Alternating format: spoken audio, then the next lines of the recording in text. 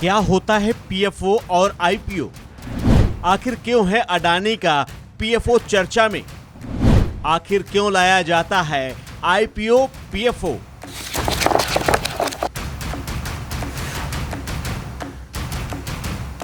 Adani group और अमेरिकी research firm Hindenburg का विवाद इन दिनों चर्चा का विषय बना हुआ है, लेकिन इसके साथ ही अडानी इंटरप्राइजेस का एफपीओ भी फोकस में है। यह एफपीओ 20,000 करोड़ रुपए का था। ऐसे में समझना जरूरी है कि आखिर एफपीओ यानी फॉलो ऑन पब्लिक ऑफर क्या होता है, यह आईपीओ से कितना अलग होता है।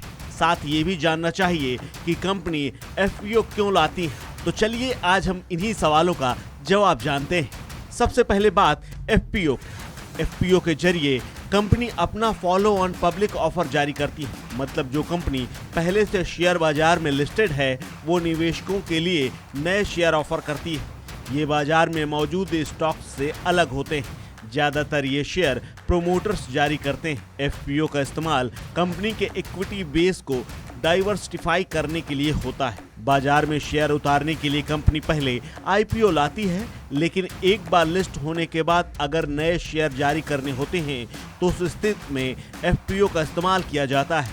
कंपनी नए शेयर कैपिटल रेजिंग या फिर अपने कर्ज का भुगतान करने के लक्ष्य से करती है। नए शेयरों के जरिए कंपनी बाजार से कैपिटल जुटाती हैं और फिर इसका इस्तेमाल अपनी जरूरत के हिसाब से करती रहती हैं।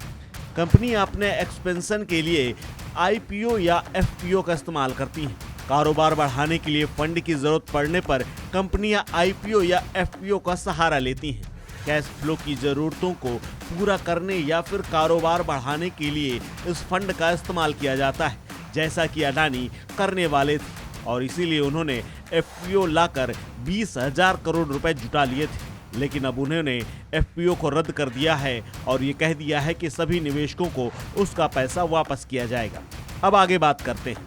आईपीओ के जरिए कंपनी पहली बार बाजार में अपने शेयर्स उतारती है, लेकिन इसे इनिशियल पब्लिक ऑफर कहते हैं। जी हाँ, इनिशियल पब्लिक ऑफर यानी आईपीओ। जबकि एफपीओ में अतिरिक्त शेयर्स को बाजार में उतारा जाता है, यानी दोनों में अंतर साफ है। आईपीओ में शेयरों की बिक्री के लिए फिक्स्ड प्राइस होता है, जिसे प्राइस बैंड कहते हैं। कंपनी शेयर का प्राइस बैंड लीड बैंकर्स करते हैं। वहीं एफपीओ के वक्त शेयरों का प्राइस बैंड बाजार में मौजूद शेयरों की कीमत से कम रखा जाता है। इसको शेयरों की संख्या के हिसाब से भी तय किया जाता है। आमतौर पर कंपनी मौजूदा मार्केट प्राइस से कम कीमत पर इसे ऑफर करती है। बता दें कि अमेरिकी रिसर्च फर्म हिंडनबर्ग की रिपोर्ट का अडानी ग्रुप पर काफी बुरा असर पड़ रहा है। क्रेडिट स्विस के बाद सिटी ग्रुप ने भी अडानी ग्रुप की कंपनियों के बॉन्ड्स के बदले मार्जिन लोन देने पर रोक लगा रखी। क्रेडिट स्विस के बाद एक और इंटरनेशनल बैंकिंग समूह यानी सिटी ग्रुप ने अडानी सिक्योरिटीज के मार्जिन लोन पर रोक लगा दी।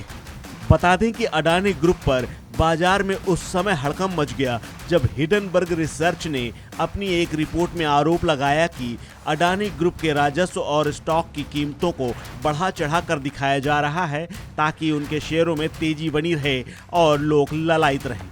आरोपों के बाद ग्रुप के बॉन्ड रिकॉर्ड निचले स्तर पर पहुंच गए हैं।